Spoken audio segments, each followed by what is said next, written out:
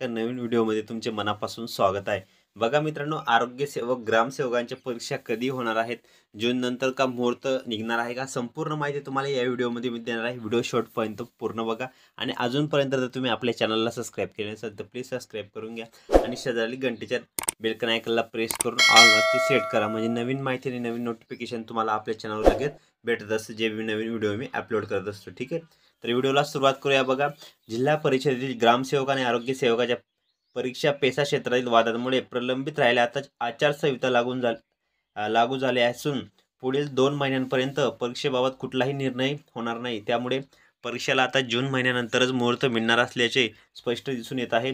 ग्रामसेवकांच्या 161 तर आरोग्याच्या 474 जागांसाठी भरती होणार असून दोन्ही मिळून 56,764 उमेदवारांची जीव टांगणीला लागला आहे। बघा मित्रांनो, इथं मागील लोकसभा निवडणुकीच्या पार्श्वभूमीवर जिल्हा परिषद पदभरती होणार होती, मात्र वेगवेगळ्या प्रकारचे कारण देऊन पदभरती शेवटी रद्द करावी लागली।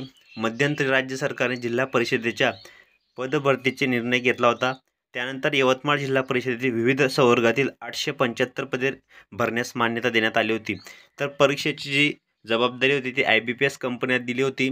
जाहिरातीनंतर एकूण 88,753 उमेदवारांनी प्रत्यक्षात अर्ज केले होते। त्यानुसार बघा, पेसा क्षेत्रातील जागा असलेल्या पदांची भरती स्थगित करण्यात आली होती।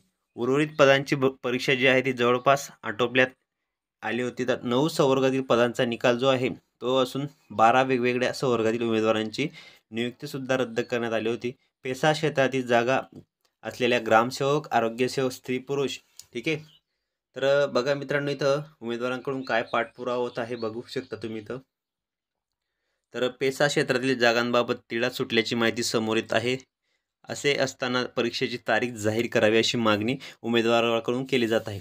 सातत्याने महाराष्ट्रातील उमेदवारांची मंत्रालयासह मंत्र्यांशी सुद्धा संपर्क साधून परीक्षेचे वेळापत्रक जाहीर करण्याबाबत विनंती केली जात असून शासन स्तरावर या मुद्द्यावर शिंक्तोबोर्ड सुरू आहे।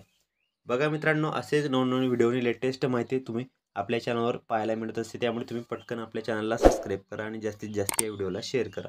भेटूया पुढच्या व्हिडिओमध्ये, तोपर्यंत जय हिंद, जय महाराष्ट्र। व्हिडिओ पूर्ण बघितल्याबद्दल धन्यवाद।